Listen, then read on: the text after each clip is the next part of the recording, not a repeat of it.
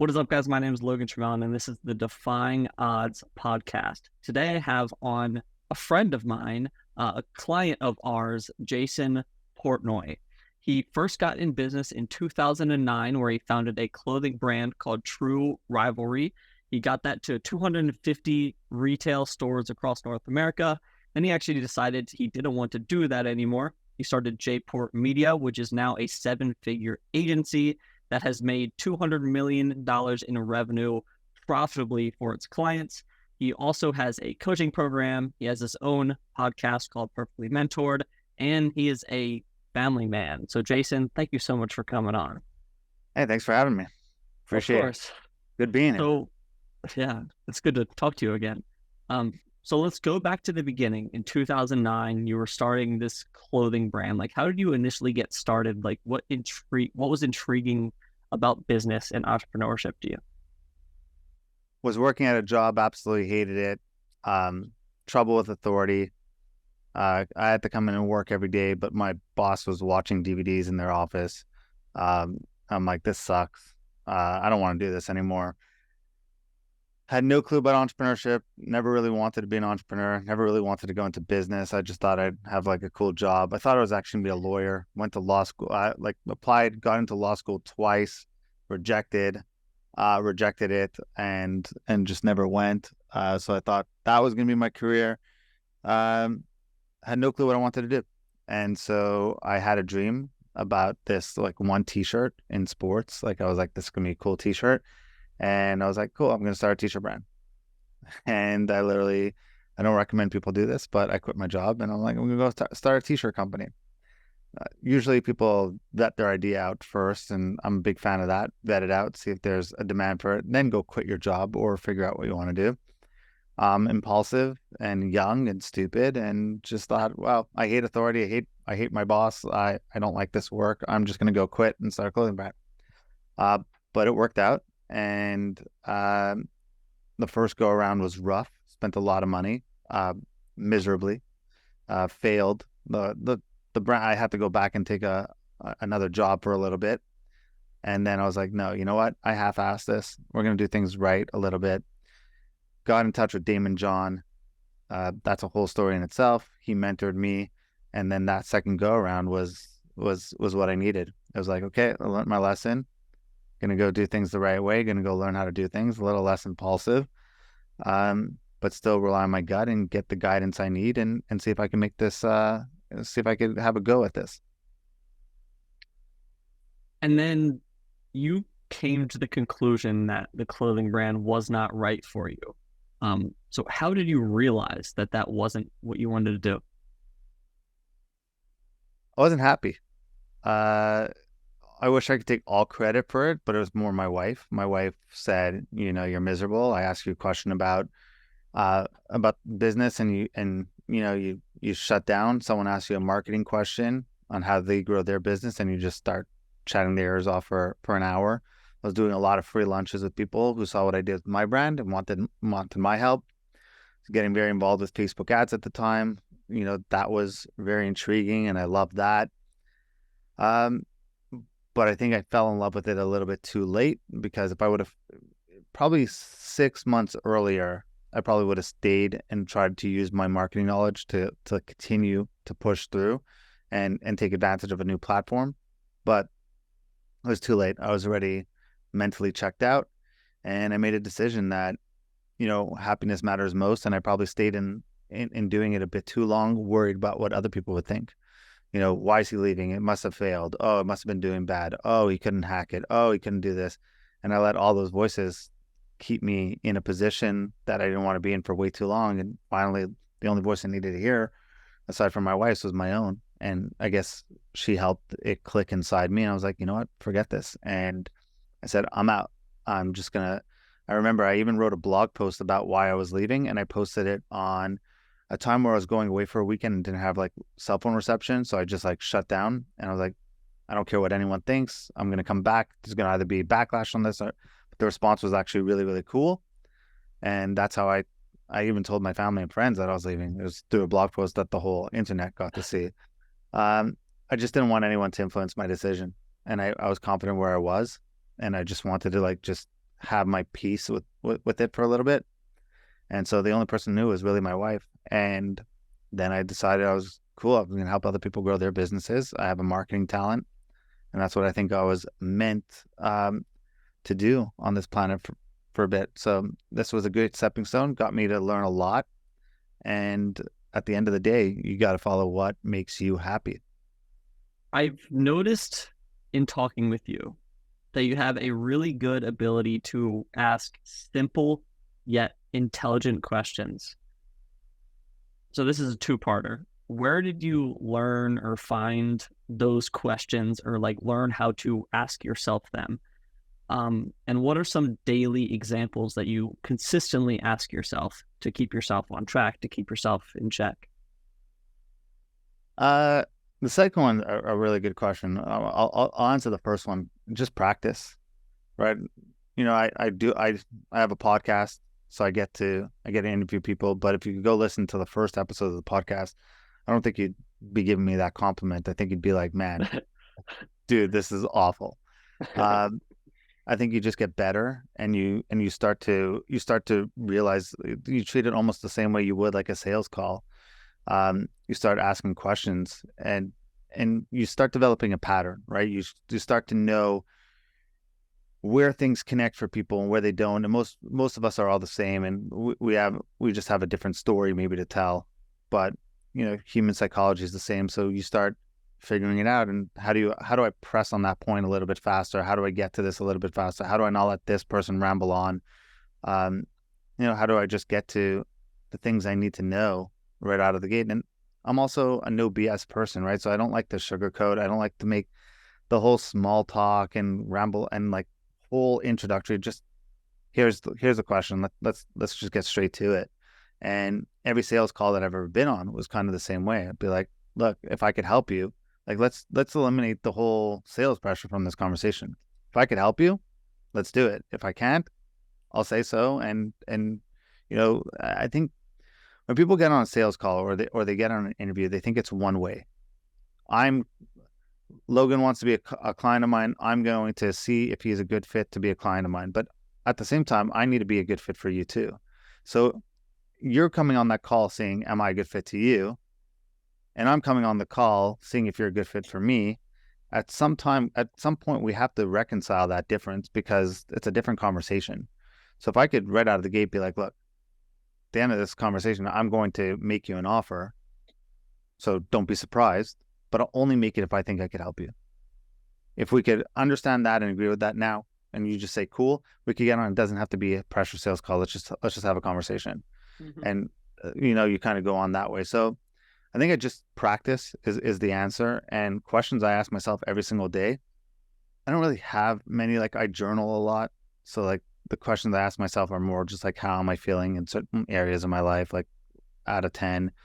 But I don't really ask myself many questions. I mean, one question that I've tried to ask myself, if today was the most perfect day in the world, what would it look like? And then I just try to do it. But that's easier said than done. But honestly, it's just practice. Like people who do podcasts, they ask me all the time, hey, how'd you get started? How'd you get these people on? How'd you do this? How'd you do that? Like I did a bunch of really, really, really, really, really bad episodes. and then something happens, you tend to get a little bit better. Yeah. Yeah. So what is one piece of advice that when you got it, it really changed the game for you? Quantum.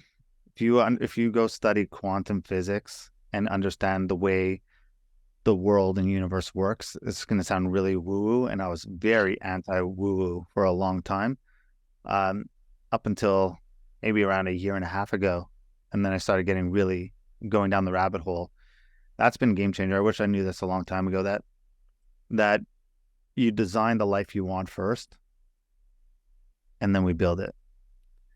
And everything that you've gotten in your life, at some point you designed it. And everyone's had that feeling of like, man, I did this, and it's crazy because like a year ago I was saying I was going to do this. Well, yeah, you created it and you did it, but now can we be deliberate in our action? can we visualize where we want our business and our life to be in 10 years and see that crystal clear, and then work towards it, and then avoid all the noise and work towards that. So I think designing and knowing exactly what I want and visualizations and all that, I think that's been absolute game changer. Do you have anything that you do, even if it's not conscious, where you like, when you want to do something in your life where you start thinking about it, and then do you build a plan to do it? I've heard quotes from like Tony Robbins where he says this, where like he goes from thinking to planning to actually scheduling, and nothing actually comes about until you start scheduling the thing that isn't even in your life yet. I don't know if I schedule the things that aren't in my life yet, but I definitely schedule thinking time, which has been super important. But every morning, this was, I mean, Craig Ballantyne with a mixture of, one of my coaches, Taylor Welch. A lot of these people put together something that kind of I've kind of utilized. Some people call it the morning formula, where you kind of visualize what like that perfect life looks like for you, or what your perfect day looks like. So I go like 10 years in the future. I could, with crystal clear, theater of the mind, visualize what that day kind of looks like for me and my kids, from the morning, from the time I wake up to the smells, the taste, everything. So I kind of read everything, the person I want to be in 10 years from now. I read that every single morning. I kind of go through all of that. And that's work, because you start going through it and you're like, man, I don't know if I want this. I don't know if I want that. Why do I want this? And you start questioning a lot of different things. You start building it out. But that's like my one routine. And I think instead of scheduling it, it's learning to be, one of my coaches taught me, learn to be grateful for the things that you don't have yet, but as if you had it. So, can you be like, if you want, to go on like 18 vacations a year or whatever, can you be grateful for the fact that you went on 18 vacations when you haven't even went on one yet? And if you could start developing that pattern, you start acting as if that person, you're that person. And then it's without a doubt, like, it's going to sound really, really weird to people who aren't in this, but I'm telling you, this has been game changer. And like, over a decade in business, this is the one thing I wish I went back and learned from day one. I think I would have been way, way, way more ahead if I learned this day one. It's really like, can you, like, everything that you want already happened. So can you be patient enough to act that through? And do you know what you want? Can you tell? Can you be crystal clear? Like, people like, I want a car. The universe doesn't understand car. What's a car? Do you know the model? Can you see the seats? Can you picture yourself driving down the street? And can you picture yourself going to the dealership and buying it? Every little thing. Can you picture turning the radio station and seeing what you're listening to up on the screen? Like, that's how crystal clear we need to get. If you could do that, it's game changer. So you mentioned a lot recently that you learned this with your coach, or your coach walks you through this. I understand how valuable it is to have your own coach. But from your point of view, how does a coach help you break through different limiting beliefs? How does a coach help you just become a better version of yourself? So a good coach will not just solve your problem for you, but teach you how to think. And I've had coaches in the past that we've solved certain business issues, but if we don't get through the mind issues, the confidence issues, the belief issues, the what you want issues, then it doesn't really matter. You're going to build absolutely, like, it's everything you build is going to break. Like, it won't work. And then you'll get stuck and wonder why you got stuck again. I think having a coach is the ultimate cheat code. I've spent hundreds of thousands of dollars on coaching. So when I charge for coaching, I don't feel bad about it, because I just know how valuable it is. And if it's not me, get someone else. I think the most important thing is you have to like the person. You have to trust the person it's coming from. There's got to be some sort of good vibe between the two of you. And I'd interview a coach just as much as possible. Always interview the people you're going to take advice from. Otherwise, you're just going to get a bunch of crap advice, and there's a lot of that out there. So I think it's the cheat code, because if I could see we don't know what we don't know. And the most valuable advice is to see what's coming around the corner. So to have somebody that could be like, hey, stay clear of this alley.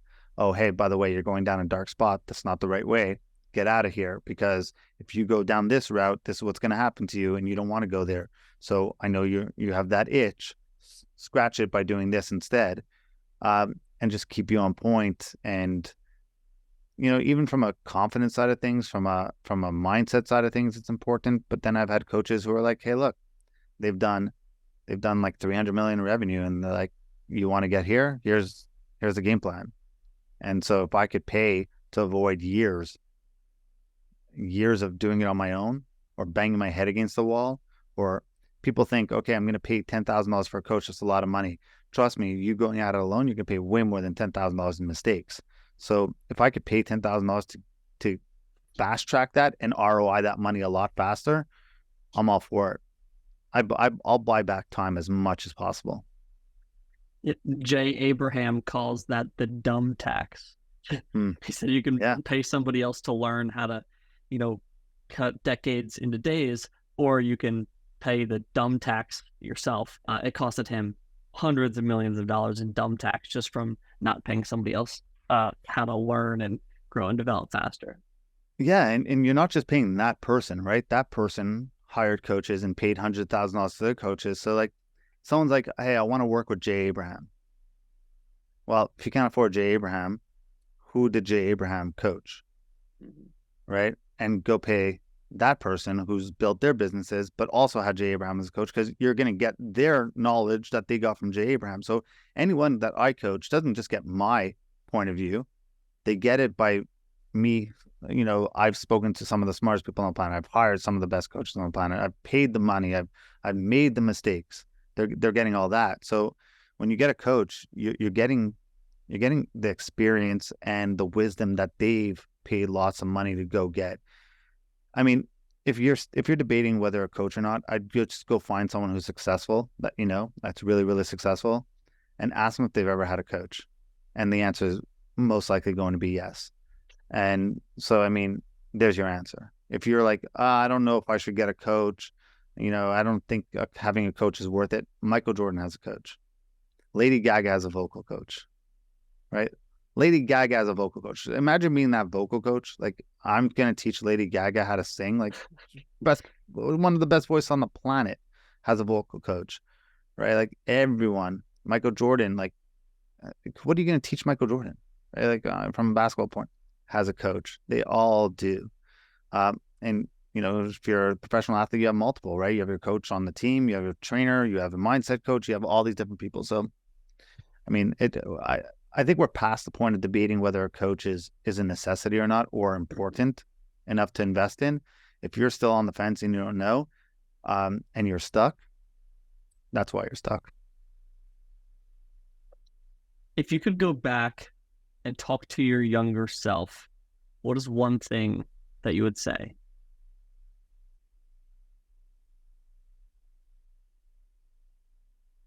Don't worry.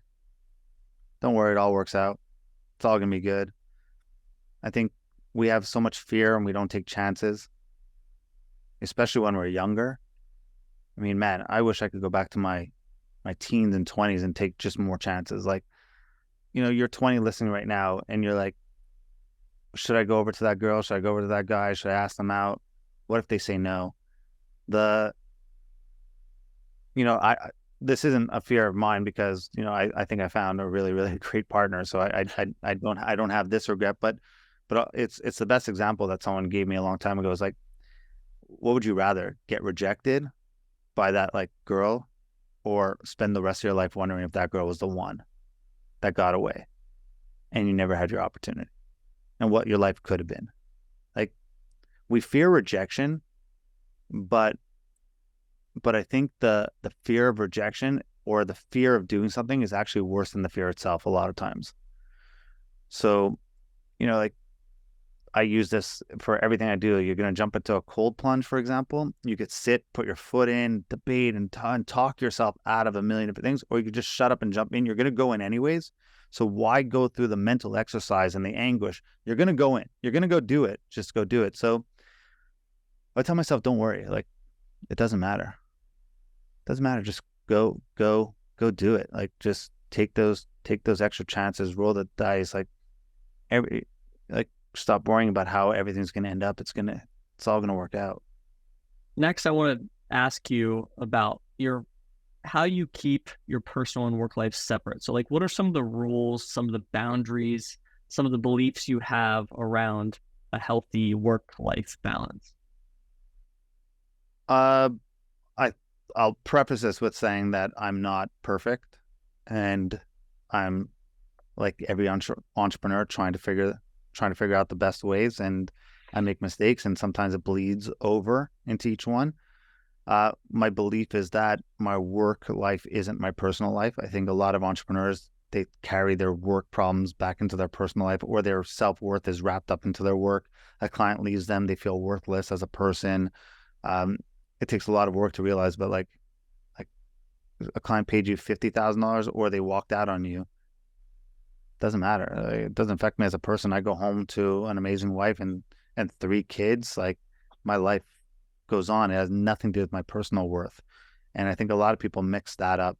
I also believe that if you're an entrepreneur, that there doesn't necessarily have to be a divide, right? My wife is a partner on this journey with me, so she should be involved in understanding what's happening in the business. I think as my kids grow up, I want them to know what's going on. I want them to be part of it. I want them to come with me and hear dad speak on stage, or dad go to an event and learn and become better.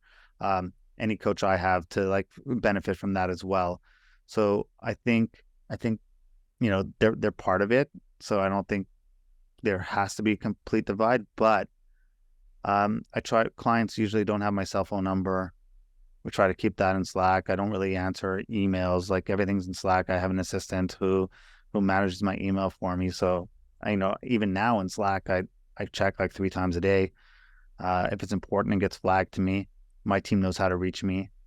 But we try to keep the channels the same. Like, clients should be speaking to the people doing the work. I'm running a business, right? So I'm not involved in the day-to-day as much anymore. So we try to keep that same, and I put in systems in place to protect those boundaries, right?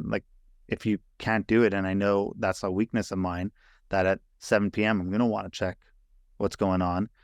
I put systems in place that I don't have to, that if anything urgent's going to pop up, I'm going to be notified, right, by the people who have direct access to me. So if I don't get notified about something, I know there's no fires, so there's no need for me to check. So you kind of free up the ability to do all that stuff. I'm getting better now, like just leaving my phone away when I get home and just being with the kids as much as possible, trying to do that. Sometimes I go home early and it's smack in the middle of like work stuff, so I kind of have to tie up the loose ends. But yeah, it's not easy. It's not easy. But you put in as many boundaries or rules and systems in place to protect it. If it's important to you, you work on it to fix it. And I think every day is a work in progress for me. What is a business or personal lesson that you think is not talked about enough? Comparison. I think we watch the Gary V's, we watch, the Tony Robbins, we watch our idols, and nowadays with social media, it's very easy to now see their lives. It used to be you watch them on TV and be like, man, that's cool. Or you go see your favorite musician and you see them on stage and you're like, that's super cool. I'd love to be on stage one day. And then it ended there. But now you see like the highlights of their life. Oh, I would love to be on a private jet sitting there. Oh, I'd love to be at the Super Bowl watching at the 50-yard line like this rock star. So it gets, now we're seeing all aspects, and we have these desires that we never really wanted before until we started seeing other people living them, and only the best parts of it, right? They're not showing you, man, they're late in their hotel room, they can't go outside because they have family, they're lonely, or whatever, or they're depressed because they feel like no one understands. Like, comparison, especially with social media, is so dangerous because we don't have context. You have no context. So even like as a marketer, I used to see other marketers do stuff. I'm like, oh, we should try that. But you don't know, are they testing something that Mm-hmm. like just a crazy idea? Like, do they have a separate budget? Like, you have no context into what everyone's doing. That, and I think we all want the end result, but we don't want to pay the price to get there. And even the ones like the Gary V's, everyone, oh, I'd love to be Gary V. Would you? Would you really? Like, what's his relationship like with his family now? Like, what? Like, I don't know. Like, I'm not judging. I really don't know. But like, imagine like he doesn't talk to his kids. Imagine like he's divorced now. Like, what? Like, are you willing to sacrifice those things? So I think we want a lot of things, but I think social media has done that, and it's kind of very, very dangerous because we want things, and then we're not willing to pay the price to get there. And even if we were to pay the price to get there, we wouldn't pay the price to stay there. And so we just think we want those things and we work towards it in spite of our own happiness. And I think that's very dangerous. And I think that's why a lot of people, like, you see it. There's depression, there's mental illness more than ever before. There's anxiety. A 17-year-old kid should not feel anxious. Like, you should not feel anxious at 17. Like you should be living life and having fun. So I think it's dangerous. At the same time, I love social media, but we have to be aware of comparison. So I think that's a lesson that's not, definitely not talked about nearly enough. I've had a few different instances in the past year where I was able to get closer to like very high level people, people who I've looked up to pretty much my entire life. And I remember I had two different like thought processes when I got close to them. One was like, it's like that I really underestimated what it took for them to get to where they are. Like, it was 20, 30 years. So I had that, but then I also had the thought of like, this dude isn't like, he's not a superhero, he just did the one simple thing. Like, they're very similar to how I feel like I am. They just did it for years and years and much longer than most people. It's a great point you just brought up, because I look at people like you. I've got access to some of this, like through the podcast. I was able to meet and talk with some. There's no one. It's not intelligence that's the difference maker. None of these people are just way more intelligent than you, or I think it comes down to two things: they think and or believe differently than you. So they have a different way of thinking and a different belief pattern than you do. So you may have limiting beliefs, you may have scarcity mindset, you may have, a whole messed up notion about money, for example, and how money works. And these people don't. So they think, believe, and therefore behave differently than you. And that's what gets them there. It's very rarely to do with success. And most people know enough to be very, very, very dangerous. But that they still search for more knowledge, another course, another this. Oh, if only I knew this better. Most people have enough to be very, very, very lethal and dangerous in their profession, but they have a belief pattern or a thinking pattern that's just not there yet. And on this topic, how do you personally measure success internally? Oof, that is a very good question. And as you say that, I'm realizing that I should do a better job at it. So yeah, no, very good question, because I should, because I measure everything else. I should. I think it's, am I happy, right? Like, at the end of the day, can I go to bed at night feeling totally blessed and grateful, and being like, if I had to relive today over again, would I have done it differently? And if not, then use that knowledge to go forward for the next day. But I think that's just what it comes down to. Like, we were just talking about this as a team the other day. Like, we just had a new baby around like 3 weeks ago, almost 4 weeks ago. And right before, around 3-4 months ago, we were ready to push on the gas hard. We had all these things ready to launch, ready to go. And I literally slammed on the brakes, like probably around a month ago, right before the baby was born. I'm like, what am I doing? I cannot do this. Like I'm about to have a newborn, and chances are it's our last baby. Like we have three, and I'm like, I want to experience all this. Like I can't do this, and plus I can't strand my wife with this. Like we gotta do this. I gotta pump on the brakes a little bit. And for the first time, like in a long time, I felt totally at peace with that decision. Normally it's go, go, go. How do I build? And the stress and the anxiousness is like, why aren't we growing fast enough? Why aren't we doing this?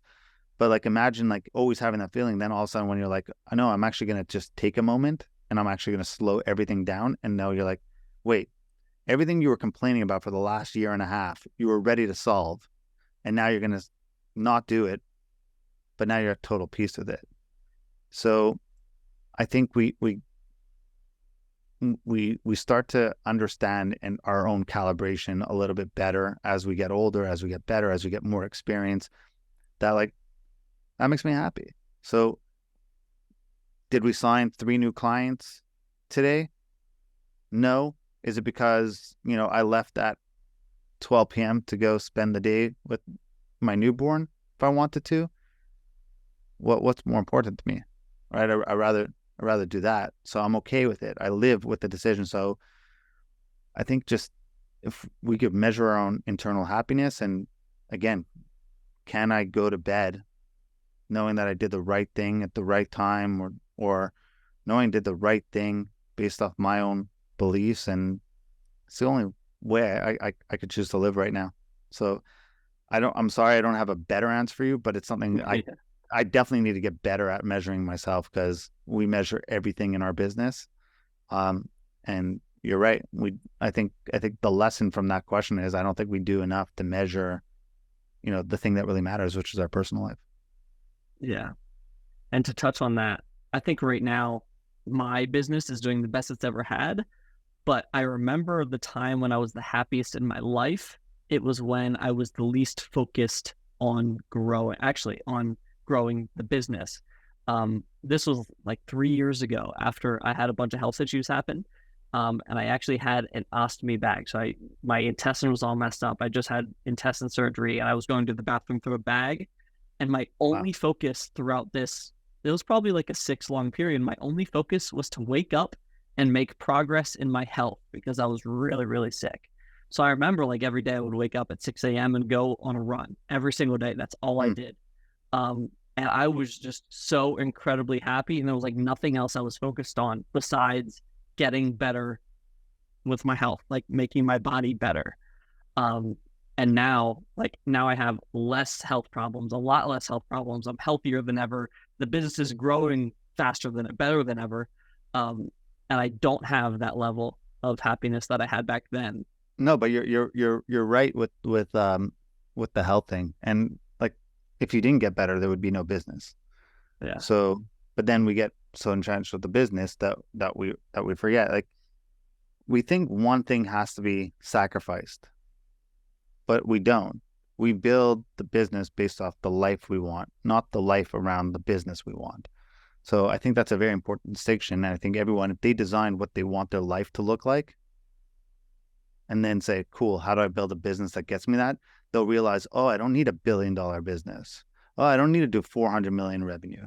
To live the life I want, I just need to make, 100,000 a year or 250,000 a year. So how do I build a business that gets me that? Instead of just having the mimetic desires of thinking what everyone else wants, I'm going to go get, this is someone else's wants.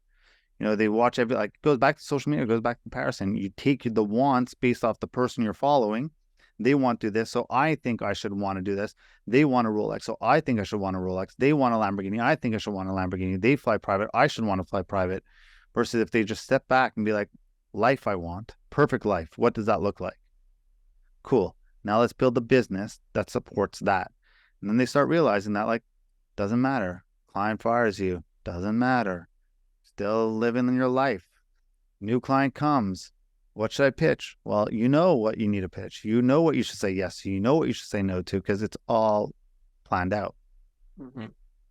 And where I was getting at with that is like, right now the business, I'm pitching bigger deals than I ever have in my entire life. And the contrary, we've lost some contracts that are bigger than I could ever imagine like 2 years ago.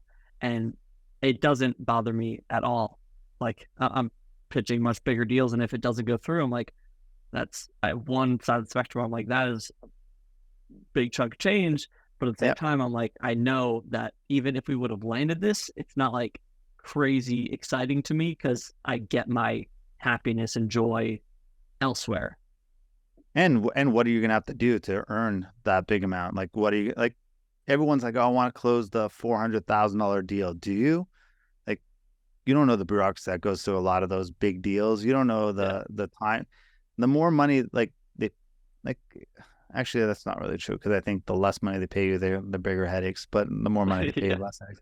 But Yeah. there's still more work that has to go into it. So Mhm. again, you're smart. You start to realize what you want, and you know, like if it doesn't work out, cool. It's just not meant on that journey. It's just going to lead to something else.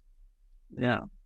So my last question, what is your biggest value add to anyone listening? This can be a book recommendation. This can be a podcast recommendation, a gadget that you use on a daily basis, a habit that you do on a daily basis.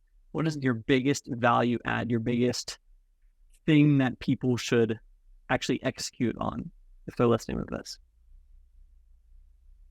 I mean, I feel because I just said how important it was that this changed my entire life is the visualization, is the every morning reading what your life looks like. What does your bio say? Like, imagine giving yourself a eulogy almost. You know, what would people say about you? What do you want your legacy to be? What does your day look like? If you had to design the most perfect day, right, and go through it with crystal clarity, like you wake up, it's 4:27, you look over, you see your spouse sleeping, you know, you get up, you're tired but grateful for the day, like you go out, you go work out, like you could be specific and walk through every little step of the way, what you're wearing, how you're feeling, design that, and then stick to reading that out every single day. You start seeing how, like, you start slowly, something happens. It's a really, really weird, magical thing that may not happen the first time, but then you start like acting like that person. And it's almost like you start seeking advice from that person. Man, what would Jason 10 years from now say to do? Like, what's he like? How would he analyze this deal? How would he analyze this? What would he say to do? And you get like that almost like that belief of like, you know, everything's going to happen anyways. So I would say that whole morning formula, go look at The Perfect Day by Craig Ballantyne, go read like what Taylor Welch has to say about those things, message me. I'll be more than happy to walk you through what mine is. Um, you know, like like I would say that and probably um journaling has been a really, really cool thing for me because I thought like I have a lot of thoughts, but I didn't have a good way to like synthesize it and put it out there. But you start looking back at your journals from like 3 months ago, 4 months ago, it's funny the things that we were like so worried about. Mm-hmm. And then you go back at it and be like, man, this all worked out. Like funny. You said it was going to work out and here's what happened.